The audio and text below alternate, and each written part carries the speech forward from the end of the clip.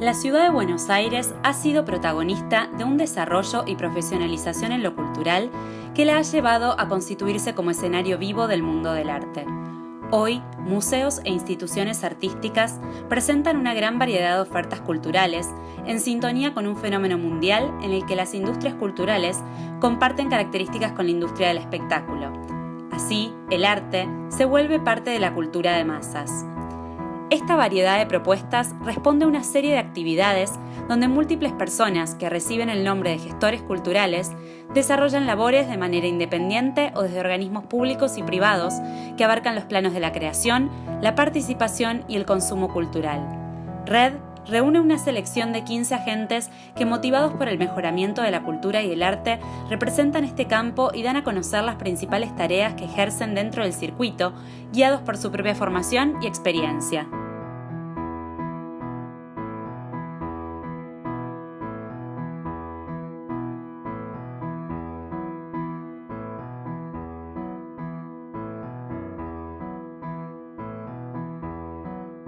El punto de partida de esta gran red será el artista, sin el cual no existiría la obra de arte que da sentido a este circuito. ¿Hay una fórmula para convertirse en artista? ¿Cómo se consagra una obra de arte? A partir de estas preguntas, veremos de qué manera ha cambiado en los últimos tiempos la forma en que nos relacionamos con el arte y cómo estas nuevas relaciones cambiaron los roles de diversos agentes.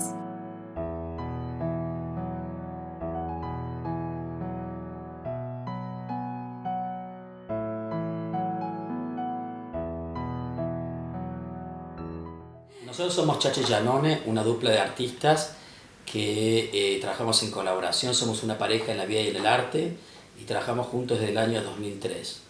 Nuestra formación académica es de la pintura, pero nuestra decisión en los 15 o 16 años que llevamos trabajando juntos es como trasladar nuestro oficio del manejo del color de la pintura a otras técnicas, como por ejemplo el textil, el bordado, pero también trabajamos con cerámica, porcelana, grabado. Ser artista es un trabajo como cualquier otro, ¿no? Y entonces, para mí, el trabajo tiene determinados parámetros.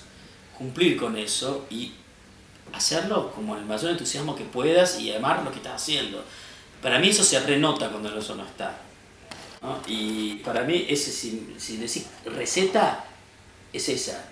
Para mí, como amar y ser inquieto, como en todo el tiempo autointerpelarte de por qué y para qué estás haciendo esto. Yo creo que siempre el arte da respuestas, no da respuestas, pregunta y responde, Cuestiona, interpela. Y es así, es como un ida y vuelta. A mí me parece que es como que el arte, por un lado es cierto que genera placer, el tema de poder ver algo bello, pero también genera pensamiento crítico, ¿no? Donde, bueno, a través de la interpelación la obra está ahí y a nosotros nos interesa que cuanto menos información haya con respecto a una pieza, por ejemplo, que está siendo exhibida, mejor aún, porque entonces el artista, la persona que está enfrente el espectador tiene que hacer como y empezar a dialogar con la pieza, y eso va por fuera de nuestra intención a veces. Pero capaz que nos da más respuestas a los propios artistas, más que al público, ¿no? Digamos, todas aquellas preguntas que tenés acerca de cómo es el mundo, de cómo concebís el mundo, te lo responde. No hay una manera de decir, bueno, para hacer esto tenés que hacer esto, esto y esto. Yo creo que todas las recetas van al fracaso en el mundo del arte, si tomás así. Y es producir, estar muy en sintonía con el mundo que vos crees, y de ahí producir. Y después hay millones de factores que están fuera del alcance de uno. Fuera de tu alcance. Digo, que un curador o una curadora se le ocurra pensar en tu trabajo, hay miles de trabajos. ¿Por qué? Yo creo que hay muchas cosas que se piensan en retrospectiva, ¿no? Digo, bueno, en 10 años se verá qué es lo que se produjo hoy y qué es lo que quedó y qué es lo que quisieron que quede y qué es la complejidad del mundo del arte y la cultura, qué es lo que quiere que se quede y qué no. Consciente o inconscientemente, digo, no. Inclusive esto también de cuando decimos que trabajamos a partir de ciertas ideas, vos nunca puedes manejar el tema de cómo el espectador va a relacionar, cómo se va a relacionar con la pieza, con la obra, y también cómo vas a contextualizar las ideas, ¿no? Entonces eso es como, bueno, es algo que se completa, digamos, con el espectador real. En una muestra estás vos y el trabajo, vos frente a esos visuales. Y ahí es donde sucede algo. Y creemos en eso. Creemos que en eso, ¿no? Entonces, por eso siempre queremos que la gente vaya a los museos, vaya a las galerías. No solamente a ver nuestra obra, sino la obra de todo el mundo. Damos clase y los alumnos todo el tiempo estamos como proponiéndoles esto de que, bueno, si estás en el arte, bueno, tenés que ir a ver, tenés que ser como una de las patas, digamos, del circuito activa, ¿no? Como, bueno, ir a ver, te interese o no, bueno, experimentar. Claro, pues además los museos y las galerías necesitan el público que vaya, porque si no, se cierran, y si se cierran nosotros no tenemos lugares donde mostrar, y es así como evitar eso, ¿no? Que la formación académica es muy importante. Porque siempre sostuve que la universidad, la escuela de arte, llamémoslo como de acuerdo a las distintas provincias, el nombre que va tomando, te va dando herramientas para que vos después puedas generar ese pensamiento creativo y puedas también tener conocimiento real de las técnicas, por ejemplo, ¿no? Independientemente de después lo que vos hagas. Pero se nota muchísimo en un artista cuando tuvo o no tuvo formación académica. Después existe otro valor del mercado del arte. Y que ahí, digamos, nosotros mucha incidencia no tenemos, aunque hagamos la cosa que está en juego, que es la pieza, la cosa, ¿no? Que se vende y que se consume. Pero ahí ya no podemos manejar mucho eso, ¿no? Me parece que no lo sabemos hacer. Por algo existen en el escenario, existen las galerías de arte, existen los galeristas, los curadores, los museos, entonces se empieza a armar todo ese escenario. Esto de las redes que nosotros creamos a través de nuestro trabajo, ¿no? Que con instituciones, cuando necesitamos trabajar, en este caso de la Escuela de Cerámica de Avellaneda, por un tema del límite y de equipos, o de utilizar los hornos, trabajar en diálogo con las instituciones académicas, que es algo que a nosotros nos interesa mucho, pero también el tema de trabajar con nuestra galería. Nos gusta mucho la idea de pensar esto de en qué somos socios, ¿no? con nuestros agentes, ¿no? Y siempre hay como una complicidad y es un trabajo que se realiza en conjunto. Y no sé cómo será el vínculo de cada artista con cada galería, con cada curador, con cada museo. Nosotros podemos hablar de nuestra experiencia. Y para mí es sumamente enriquecedor cuando estableces redes de trabajo, ¿no? Los artistas producimos contenidos, ¿no? Y yo lo que pienso de que si no existiera el contenido que damos los artistas con nuestras obras, los museos, las galerías no tendrían lugar, ¿no? Entonces, si queremos entender también que ser autogestor es como encontrar todos los recursos para poder producir esta serie, entonces sí somos autogestores en este mercado.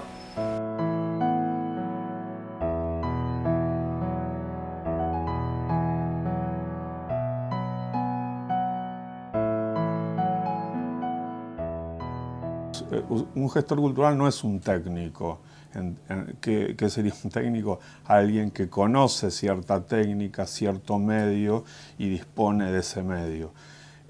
Un gestor cultural es un intelectual, es alguien que comprende las dimensiones de su campo. Hay algo que también debe tener el gestor cultural, además de formación y de conocimiento del campo y de un manejo técnico, es cierta imaginación para poder pensar un futuro para ese territorio, ¿no? Entonces, eso no se logra solamente teniendo herramientas técnicas para poder operar, sino conociendo y estando inmerso de manera muy profunda en ese campo, ¿no? Las principales actividades de un gestor cultural, de manera práctica, sería, digamos, sobre todo poder organizar para producir, es decir, esto que en líneas muy generales, organizar la producción siempre fue leído desde otras disciplinas como administración, ¿no?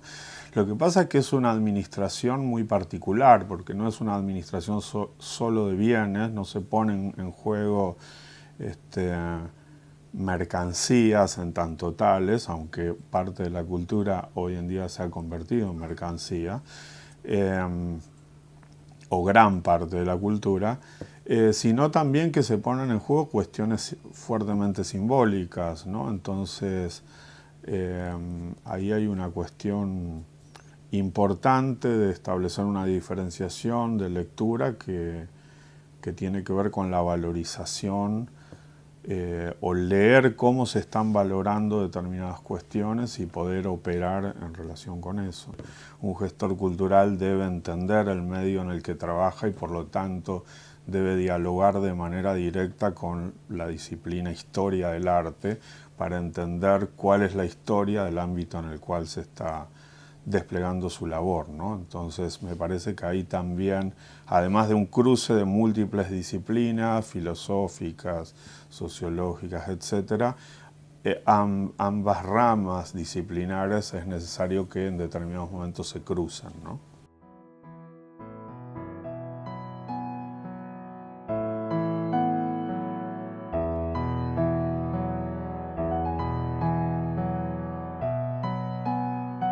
Mi trabajo es como un trabajo casi como de, primero lo obvio, pero que nunca es obvio, como de un acercamiento a la obra, de una relación con la obra, de un mirar, y tiene que ver como con un descifrar, ¿no? Lo que Deleuze llama, el filósofo Gilles Deleuze llama la lógica de la sensación. Es como un lugar en el que yo busco, en el que articule algo de la cabeza, pero mucho del corazón también, ¿no? Es como una mirada no solo desde la cabeza y que incluye la sensación, necesito que la obra me conmueva, no puedo escribir si no me pasa nada con la obra, por más correcta que sea o válida, por supuesto.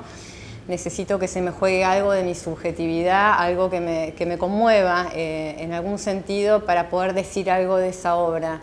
Y creo que el trabajo de crítica de arte, en mi caso, tiene que ver como con este juego de desciframientos, de quitar velos, o de armar mi propia historia, o de volver yo a producir un intento de sentido en relación a la obra que me está ahí hablando, ¿no? De algo, me está mostrando como un universo que yo trato de captar de alguna forma.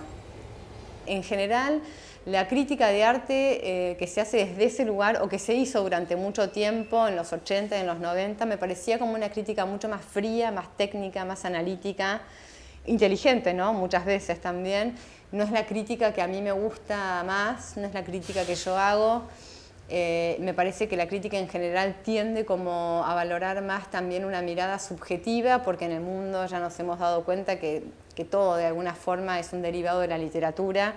Es decir, que ya en toda mirada hay una creación propia y se hace eso más a conciencia, ¿no? Inclusive ya en muchos lugares te piden que escribas en primera persona, con lo cual ya te estás situando desde otro lugar, la mirada es otra, la escritura es otra, y el efecto en el lector es otro. Entonces creo que en ese sentido se suavizó. A mí me gusta eso, a mí me gusta, yo prefiero como esas lecturas más sueltas y más conciencias de que están generando otra obra en relación a una obra y con respeto y con amor, pero que se está generando otra obra, que es ese texto que está descifrando o intentando descifrar la primera obra, que es la obra plástica. Me parece que toda obra que es consistente, toda producción de obra que es consistente, es imprescindible en el sentido de que enriquece al mundo y que genera nuevos sentidos. Que se genere un circuito que esté encadenado de galerías, coleccionistas, críticos de arte, prensa, políticas públicas, políticas culturales, se arma como una cadena en la que, bueno, en países como la Argentina, donde no hay políticas públicas culturales muy activas, eso queda como muy restringido y es muy difícil para la mayoría de los artistas poder empezar a circular por estos espacios que dan visibilidad. No es imposible, la Argentina es un país particularmente para mí rico, es increíble la cantidad de artistas maravillosos que hay de todas las edades, riquísimo, es un país riquísimo. Que la obra de un artista se mantenga relevante en el tiempo me parece que es algo parecido a lo que sucede con un clásico en la literatura. es cuando en una obra hay una síntesis de tiempo, cuando una obra ya es un hecho en sí misma, un hecho pictórico en sí mismo, y tiene una presencia tan contundente, es decir, te abre un universo en el que ya hay un tiempo en sí mismo, con lo cual eso ya no puede morir, hay algo como orgánico. También creo mucho en algo de la energía, de la vibración de la obra, ¿no? Una obra buena creo que es una obra que todo el tiempo replica eso que el artista quiso poner ahí y que por lo tanto no muere nunca, que es muy difícil de lograr, pero que existe y que enriquece un montón el mundo y que está buenísimo que suceda.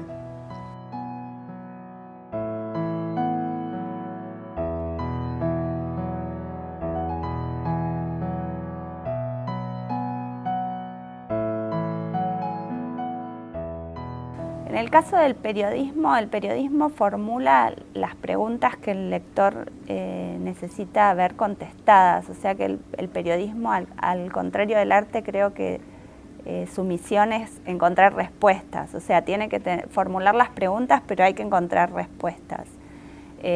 Lo que necesita hacer el periodismo es abrir el abanico de voces para dar esas respuestas. Tal vez a ciertas preguntas no haya una sola respuesta, entonces tiene que buscar todas las fuentes posibles para que el lector tenga una amplia gama de respuestas y saque sus propias conclusiones.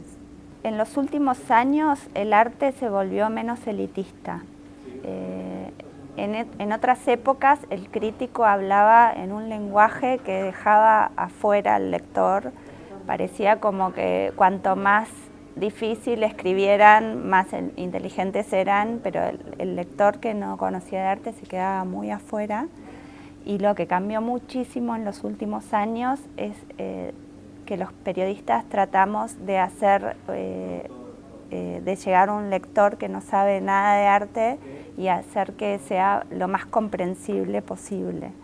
Y damos herramientas de contexto. La crítica de arte se perdió, se diluyó un poco, pero bueno, ganó la llegada al lector común que tal vez no sabe nada de arte. Tratamos de hacer los contenidos lo más masivos posibles. Me parece que el rol del arte justamente es generar preguntas y no respuestas, dejar preguntas abiertas. Ese es el verdadero arte, porque el arte que da respuestas no lo considero arte. Pero el arte de mayor calidad es el que genera preguntas y las deja abiertas para que cada uno encuentre su propia respuesta.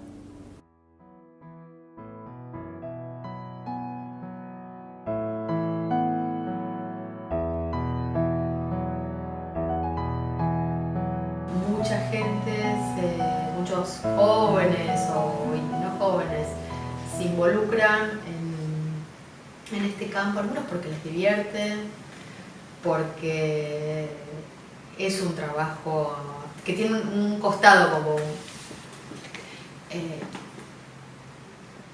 divertido, me suena como un poco frívolo, pero bueno, donde uno la pasa bien, realmente la pasa bien, y por otro lado tiene un costado como muy trabajoso, ¿no? Que es como, ¿no? Como cuando uno dice, cuando te preguntan qué haces y dices, bueno, soy historiadora del arte, me dedico a hacer exposiciones.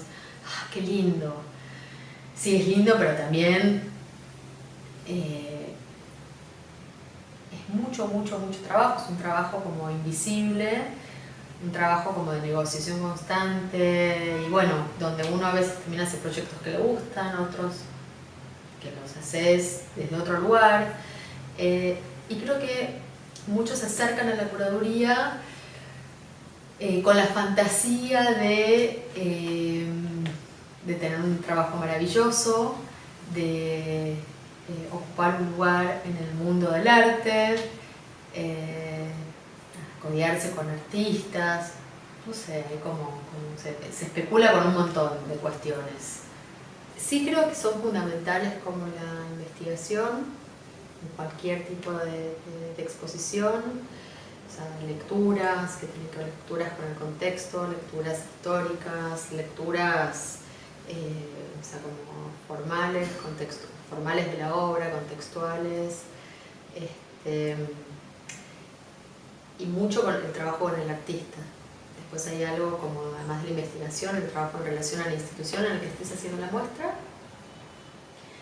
Y después distintas etapas que tienen que ver como con el prearmado de ese proyecto, ¿no? Que es trabajar con el artista si la obra, o sea, si no es simplemente un proceso de edición, es trabajar en relación a esa práctica artística, ir reuniéndote, ir charlando, dialogando, después darle como una forma a eso, y después viene como la instancia de selección, de montaje, y después hay que sostener la muestra. Y de negociación también con la institución, en el previo de las condiciones en que se expone, las condiciones en que el artista trabaja y en que uno trabaja, las condiciones materiales, ¿no? Hay un punto que es súper importante, que tiene que ver con que uno hace un trabajo intelectual, estético y ético, ¿no? Donde nosotros somos constructores del valor de la obra de arte, ¿no? El valor simbólico y también del valor económico. Entonces nosotros colaboramos en la construcción de este valor, no siempre van de la mano. El paradigma del arte contemporáneo es el no paradigma. No puede englobarse nada más que una negación de la existencia de un paradigma general. Cada obra me va a pedir verla de una manera particular. Me parece que esa es como una particularidad de todo lo que estamos viendo. Y es cierto que simplemente viéndola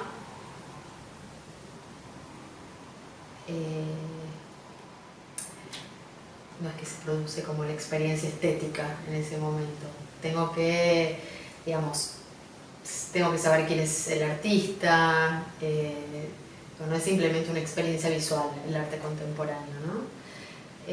Entonces, reponiendo cierta información, hay obras que sí, que estoy enfrente y las decodifico enseguida, otras que no, y me parece que es lo que nos pasa a la mayoría, y es interesante también de enfrentarse a una obra en donde uno se genera como cierta dislocación, ¿no? Como un desplazamiento de lo que estamos como acostumbrados a ver, de ese artista en general, pero no tengo una fórmula.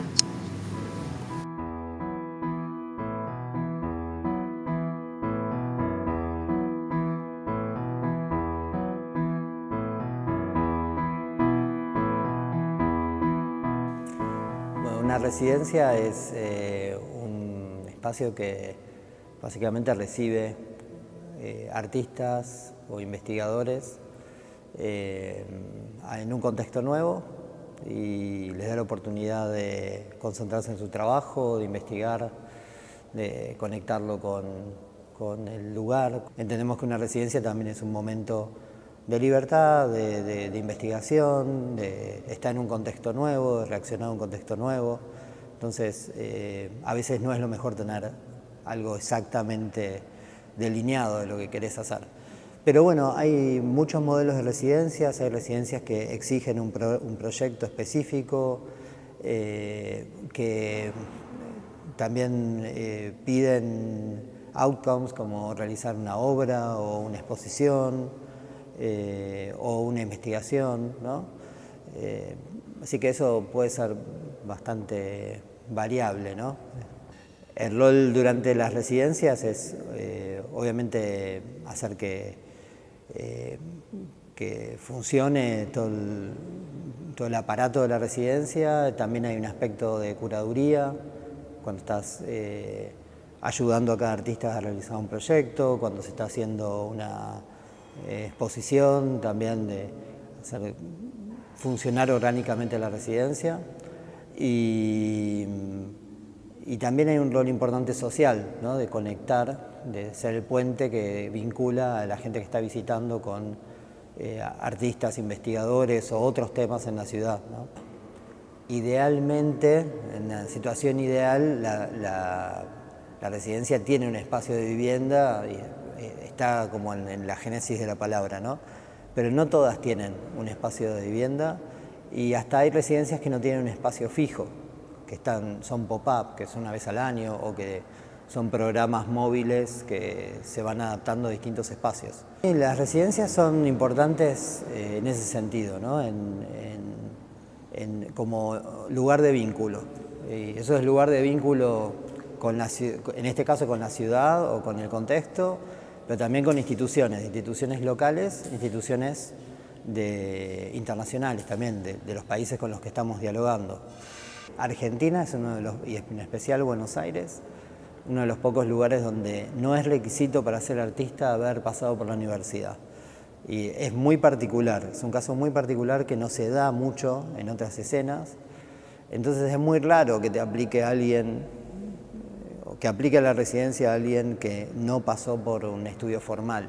Yo recomendaría que sí haga, a pesar de que acá no es un requisito y que uno puede construir una carrera como artista sin ir a una o a una universidad. Yo recomendaría, si hay alguien que está empezando y me viene a preguntar, yo le digo que sí, que vaya y haga la carrera. En el caso de las carreras locales, también recomendaría que no sea lo único que haga.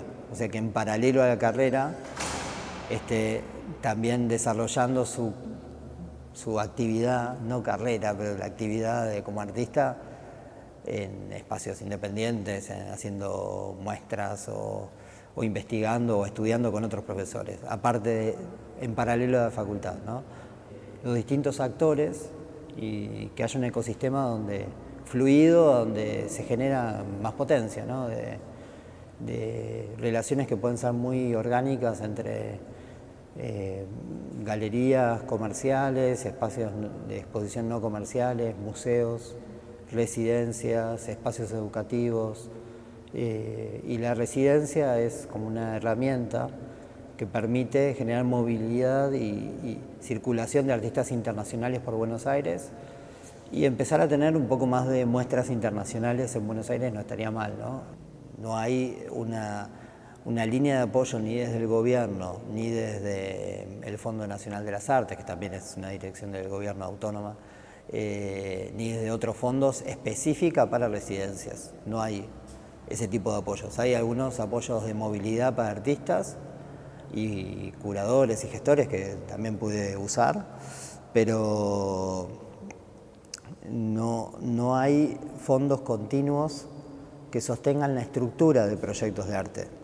Hay fondos para hacer proyectos puntuales, hay fondos para mejorar una estructura, para comprar cosas, pero no hay fondos para pagar gastos corrientes, para pagar honorarios, para invitar a artistas internacionales.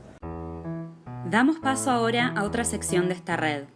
¿Qué rol cumple el sector público en la administración y fomento de la vida cultural de la ciudad? ¿Cuáles son las políticas que tienen un impacto concreto en el impulso de actividades y espacios artísticos? Veremos ahora cómo funcionan diversas instituciones de arte en Buenos Aires, comprendiendo la articulación entre lo público y lo privado.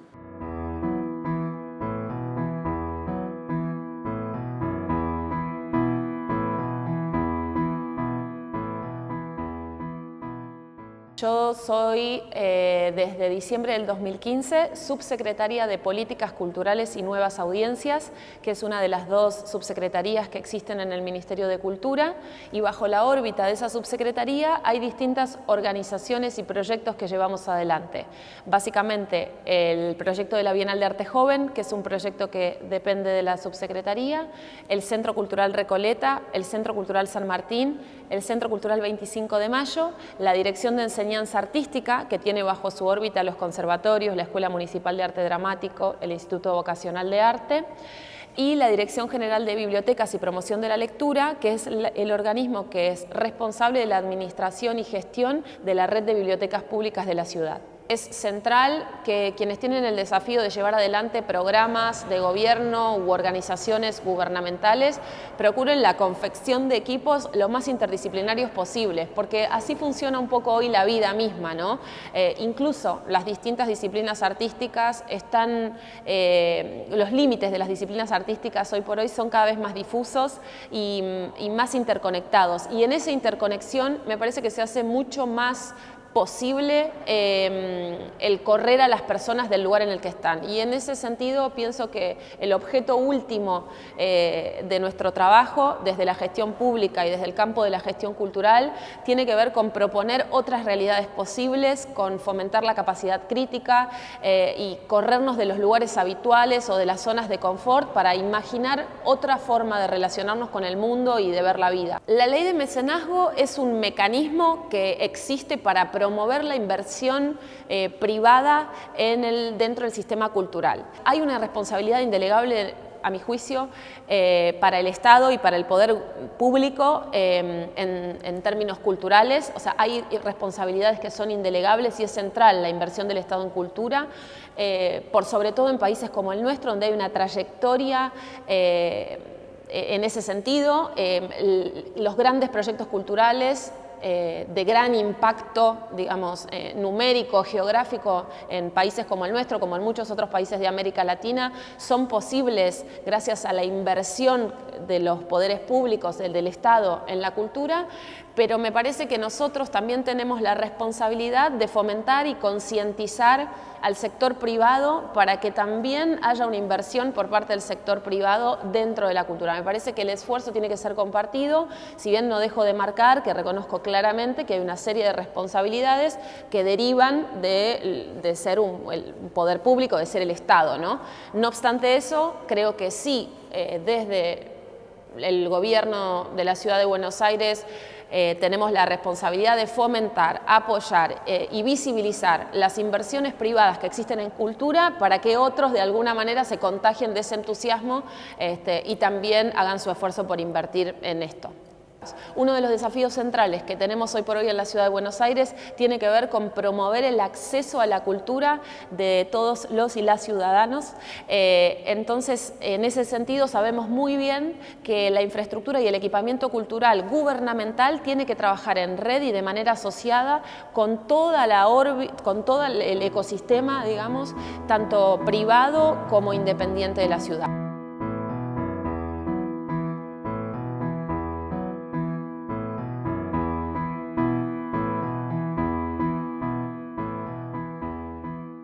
Un centro cultural entiendo yo que debería como poder dar cuenta o expresar lo que está sucediendo en la contemporaneidad, lo que está apareciendo en lo contemporáneo, en la actualidad, y tener una programación más dinámica, más que interpele al espectador también de otra manera. El director ejecutivo no tiene que ser una persona que necesariamente esté formada en arte, sino que esté formada en gestión y que pueda trabajar de una manera ejecutiva en la dirección de una organización, digamos. Y sí, por supuesto, quienes trabajan en la programación, que son quienes asesoran a ese director ejecutivo en cuanto a las necesidades que tiene la organización, que tienen los artistas, que tienen los distintos programas. Hay un equipo de sociólogos que hace estudios de público y entonces nosotros periódicamente tenemos información sobre qué tipo de público va, en qué horarios, qué actividades, como toda esa información la vamos teniendo y nos da una idea de cómo es el público del Recoleta, que es muy importante. Sí, hay que decir que las artes visuales es una disciplina que requiere mucho presupuesto porque el costo de programar cine es mucho menor al costo de producir una gran muestra, ¿no? El Recoleta es una organización pública que depende de la subsecretaría, de una de las subsecretarías. ¿Sí? En la Ciudad de Buenos Aires está el Ministerio de Cultura, que tiene un ministro y 2 subsecretarias. Cada subsecretaria tiene a su cargo distintas organizaciones. Luciana Blasco es una de ellas, Viviana Cantoni es la otra, y Luciana tiene a su cargo el Recoleta y otras organizaciones como el Centro Cultural 25 de Mayo, etc. La mayor parte de los fondos provienen de lo público. Hay un equipito de gente que está buscando apoyos privados, sponsoreos y eso, pero el fuerte viene desde ahí. Una bienal es un gran evento que sucede cada 2 años. Lo que pasa, vinculado a las artes visuales o a otras artes, lo que pasa es que esta bienal, en realidad, adquiere gran visibilidad cada 2 años porque se hace el festival, pero durante todos esos 2 años estamos trabajando. Hay todo un año muy intenso donde se hacen las convocatorias, donde se seleccionan a los artistas, donde se desarrollan se producen los proyectos, se hace el campus de formación, que es una instancia muy importante también de la Bienal, se hace el festival, se muestran las obras, etcétera, etcétera. Pero al año siguiente se ejecutan los premios. ¿Cuáles son los premios? Según disciplinas. Se graban los discos y se presentan los discos en música. Todos los artistas que se van a los premios, en general, tienen que ver con instancias formativas locales o internacionales. Entonces, todos los artistas se van a hacer sus residencias afuera, se van a hacer sus experiencias afuera. Todo eso sucede en el otro año, que parece un entrebienal que no pasa nada. Es verdad, baja mucho el nivel de exposición, pero la Bienal sigue trabajando con ellos en ese sentido. Y la Bienal trabaja también en 5 disciplinas, escénicas, audiovisuales, literatura, música y artes visuales.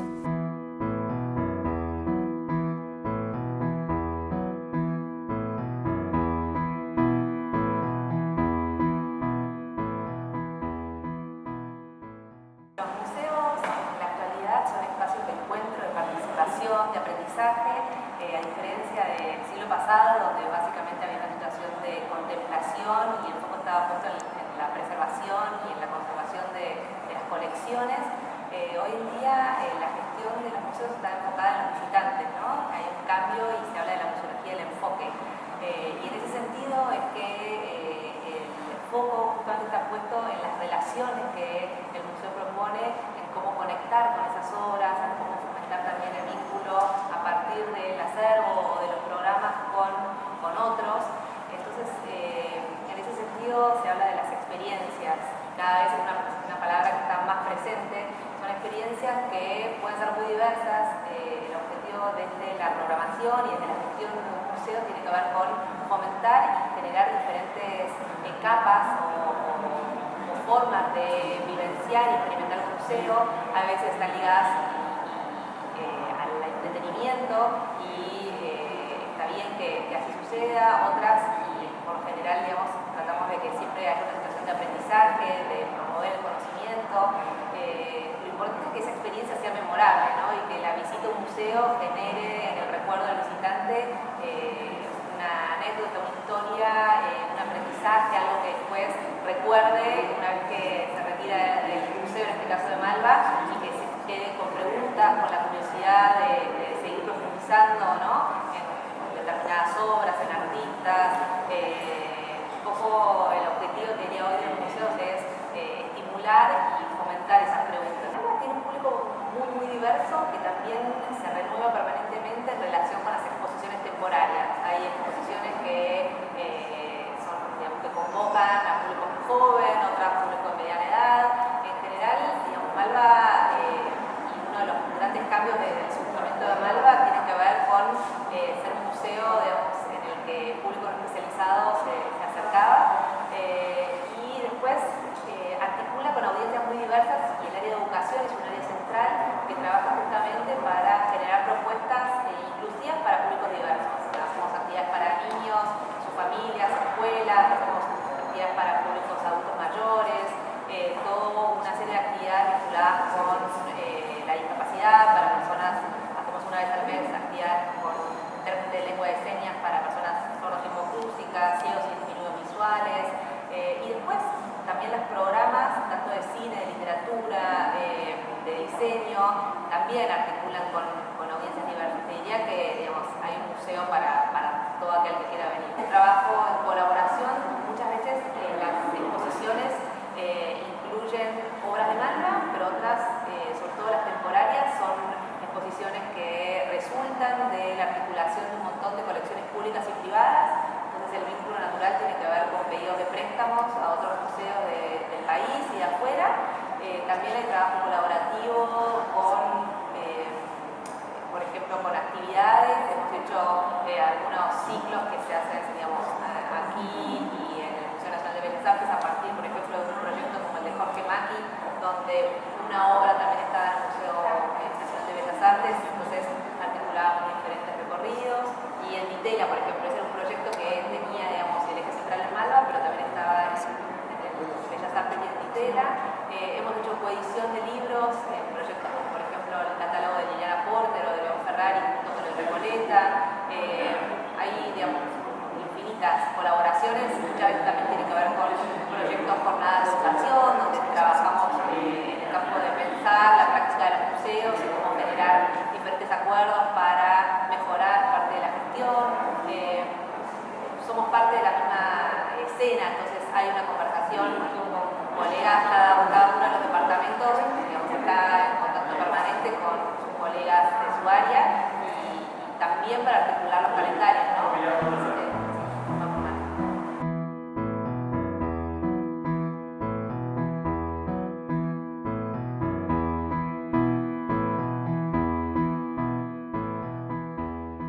Con el tiempo las cosas fueron cambiando, las necesidades de los museos y las de las asociaciones también, y hoy en día, además de haber agregado una parte del estatuto que dice que nos dedicamos a la difusión del arte, también nos estamos dedicando a la inclusión y a trabajar con la comunidad, que es una de las cosas que hace unos 2-3 años atrás los museos empezaron a tener una relación muy fuerte con el bienestar de la comunidad. Es importante definir los roles y distinguir lo que es una asociación de amigos de lo que es un museo. La asociación de amigos es una asociación civil sin fines de lucro, cuyo objetivo son los que ya dije, y se maneja en forma totalmente independiente del museo. El museo es un museo nacional de Bellas Artes que responde a la hoy Secretaría de Cultura. Las asociaciones de amigos hace unos 10-15 años atrás sobrevivían gracias a las donaciones. Las donaciones que eran básicamente ir a pedir por favor a alguien conocido que ayudara con una cantidad de dinero. Hoy en día nosotros, por los servicios de educación que damos, tenemos un ingreso bastante alto. Por otra parte, tenemos ingresos por los socios, que tenemos socios, desde socios jóvenes que pagan 900 pesos por año, a socios protectores o de categorías más altas que estamos hablando de 50, 100 mil pesos. Eso es otro. O el otro tipo de ingreso que tenemos es por la concesión del restaurante de al lado, que es un ingreso fijo y son por contratos, por licitación cada 5 años. Después tenemos el ingreso por los patrocinadores. Los patrocinadores nos acercamos con proyectos puntuales. En esos proyectos puntuales les mostramos las ventajas que van a tener ellos como patrocinadores. Es un museo que, bueno, hasta hace unos pocos días era gratuito. O sea, sigue siendo gratuita la entrada al museo. Los turistas tienen que pagar 100 pesos, $2,50. Los turistas les podríamos cobrar bastante más, pero bueno. Aclaro que eso lo está cobrando la Secretaría de Cultura, o sea, directamente es dinero que se cobra en el museo, pero que va a la Secretaría de Cultura, y la Secretaría de Cultura es la que dispondrá en qué gasta ese dinero, no es dinero que sale del museo y vuelve al museo. En la segmentación que tenemos distintos tipos de público, no hay un consumidor cultural tipo, sino que tenemos consumidores culturales que lo son por distintas razones. Entonces, nosotros tratamos de ofrecer servicios que van a atraer a distintos tipos de gente. Con respecto a los socios, también tenemos un gran interés que puede ser en el museo, pero hay un interés que puede tener la gente por lo social, por relacionarse con otros. Y entonces ahí es donde surgen los eventos, que a veces uno dice que tiene esto de cultural, como nos sucede con los jóvenes que tienen la terraceada, pero es una forma indirecta, ¿no es cierto?, de ir acercando públicos. O sea, si yo tuviera un perfil absolutamente de gestión y de marketing sin conocimiento de arte, me sería muy difícil poder transmitir ese valor agregado, ese valor especial que tiene el producto, digamos, que estoy transmitiendo. Yo creo que, bueno, yo soy historiadora del arte y me he mantenido bastante ayornada, así que para mí es más fácil. En realidad, lo que a mí me importa es la difusión y la ayuda que podemos dar desde lo que es la institución para la comprensión del arte, ¿no? Uno no consume lo que no entiende. El último tramo de nuestro recorrido está centrado en el llamado mercado del arte. Aquí exploraremos de qué manera una obra llega a ser comercializada y cuáles son los caminos que recorre hasta ser vendida en diferentes espacios dentro de los llamados mercado primario y secundario, comprendiendo los actores involucrados en cada uno.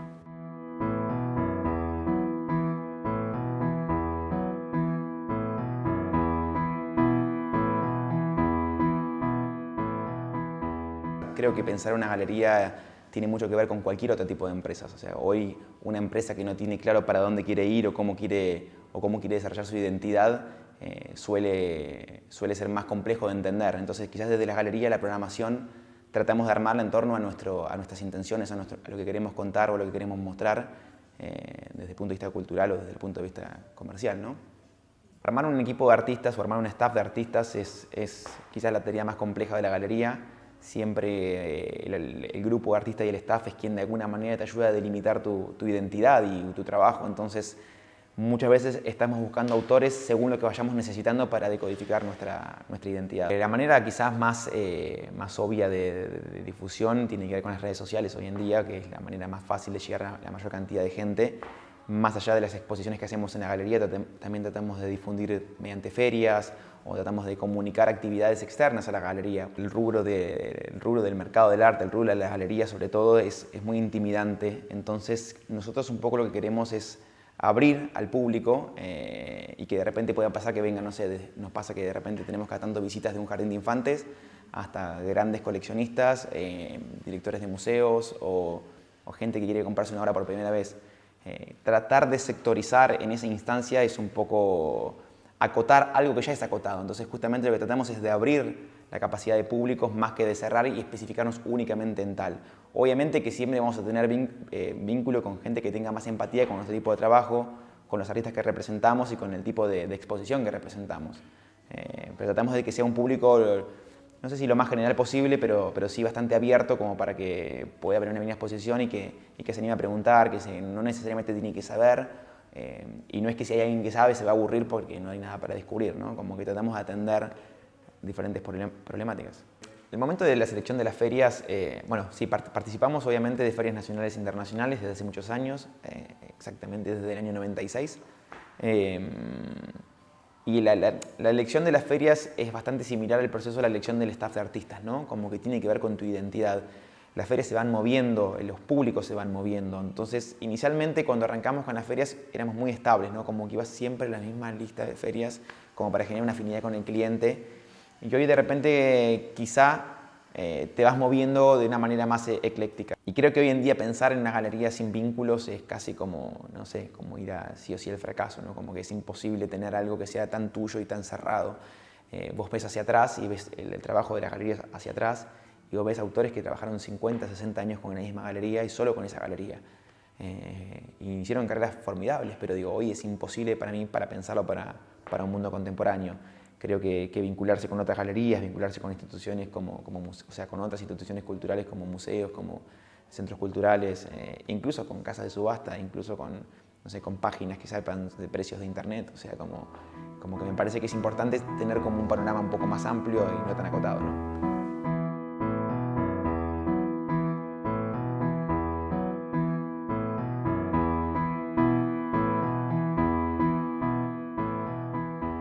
Management integral, ¿no?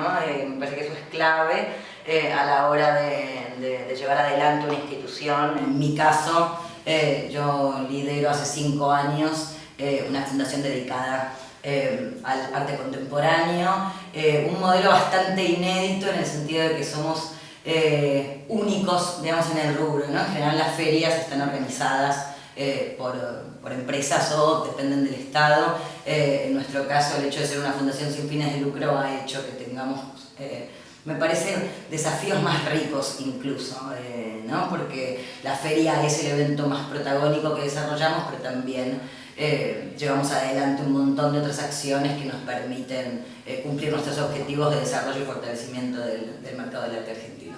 Arteba se financia básicamente en un esquema que es un 60% de sponsors, un 30% aproximadamente del ingreso por los stands que rentan las galerías, luego de ser seleccionadas por un comité, que me imagino que ya hablaremos luego de este tema, y un 10% aproximadamente que oscila cada año entre entradas y venta de catálogo. Hay dentro de la fundación un departamento de administración y una persona clave que se dedica al fundraising.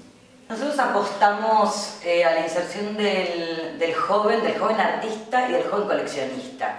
Pero también en realidad acompañamos a la generación intermedia y a los consagrados, ¿no? Nos parece que, y eso se puede ver en la feria fundamentalmente, que cada vez trabajan más en ese frente, ¿no? Como acompañar todas las generaciones, ¿no? Desde la etapa inicial, ¿no? El arte más emergente y los proyectos galerísticos más emergentes. Recordemos que nosotros trabajamos con la galería porque creemos en ese modelo, en esa mediación y en cómo la galería trabaja en la carrera del artista y en su inserción en el mercado.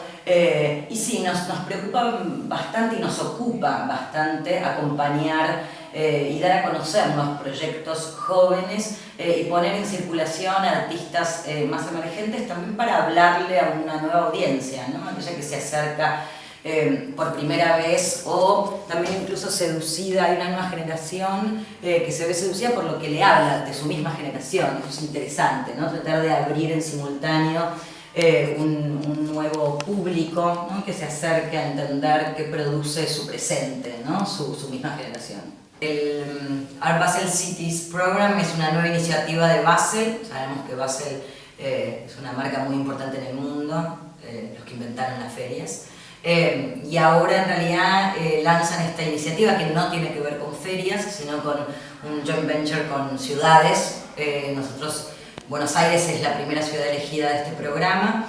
Es una alianza con el gobierno de la ciudad de Buenos Aires. Arteba, como otras instituciones, somos aliados de la iniciativa. Nosotros estuvimos de entrada, muy cerca del programa, porque nos parecía que era bien interesante que el alcance que podía darnos Basel por su alcance internacional, ¿no? La Semana Basel en realidad tiene un foco en todo un programa que se llama Rayuela, bajo la dirección artística de Cecilia Alemani, 18 intervenciones artísticas en distintos sitios de Buenos Aires, con un porcentaje importante de artistas locales y otros invitados internacionales como Mauricio Catelán, Bárbara Kruger. Y luego de eso, porque es muy ambicioso el programa, y hablando de articulaciones institucionales y de distintos actores, me parece que la Semana de Basel es un buen ejemplo de eso, digamos, porque en una misma semana todas las instituciones locales están realmente articuladas en función del arte, ¿no?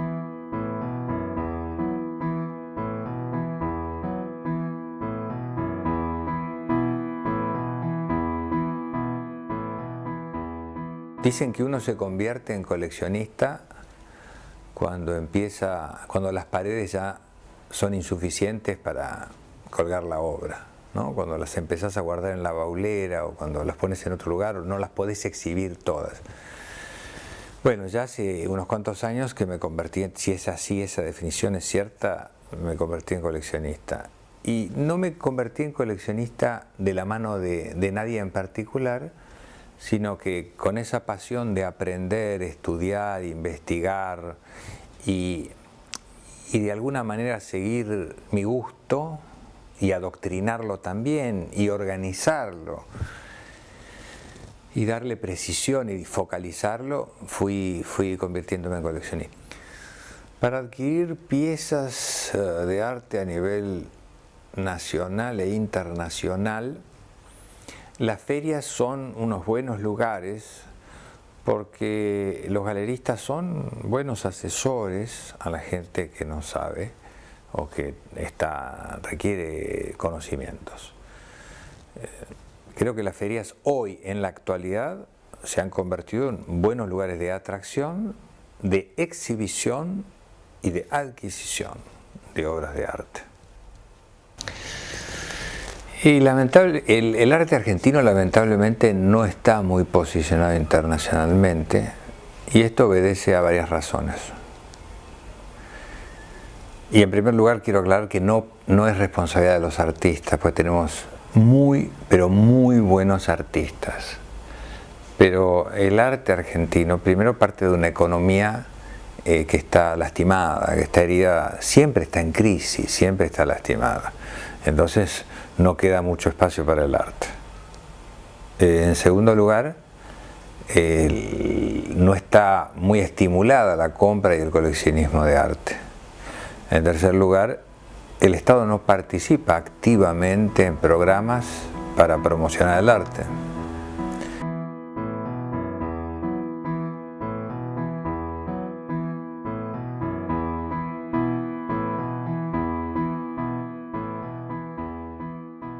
En general la casa de subasta es muy autóctona y se dinamiza de una manera muy propia.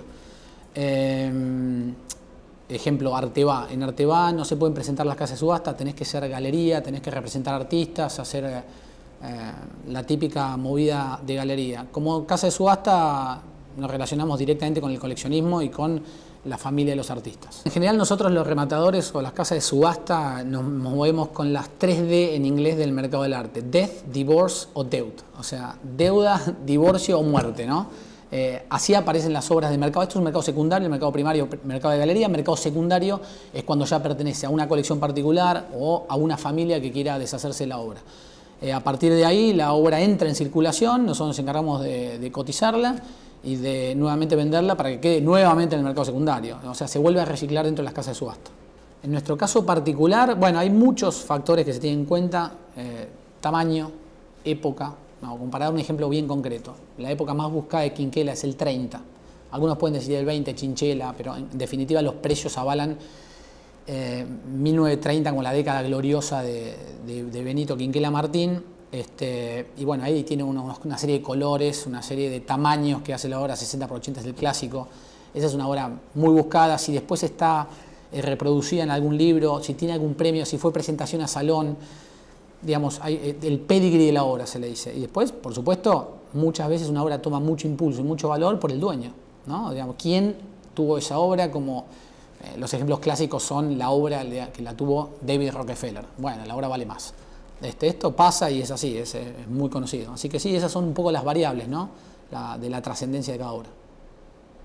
Yo creo que la subasta, lo importante es comprar en casas de subastas reconocidas, que den un certificado de autenticidad, que acompañe, ya que también hay trucos en este mercado como en todos. Y sobre todo lo que yo siempre bueno, hay una frase conocida que dice: comprar con audacia y vender con paciencia. En general el coleccionismo se hace coleccionista y después se hace, digamos, empieza a trabajar en el mercado del arte, empieza a comprar, a vender. Yo creo que lo importante es disfrutar de la obra y bueno, ir aprendiendo con eso, ¿no? Con el disfrute. Son muchos los caminos que recorre una obra de arte desde el momento de su creación y por lo que dure su historia. Aquí hemos recorrido algunos de estos circuitos, aunque queden varios por explorar. Hay algo que queda claro y es que ser gestor de arte abarca un campo muy amplio de actividades y funciones que cobran sentido al ser parte de algo más grande, de un trabajo complejo en relación con otros agentes, sin los cuales no se formaría una red, sino una constelación trunca. Queda seguir trabajando por la comunicación y cooperación en esta red, para que sus lazos se fortalezcan y puedan construirse políticas y proyectos que incidan positivamente en el trabajo colectivo de tantas instituciones y personas que trabajan a diario por la cultura de nuestra ciudad.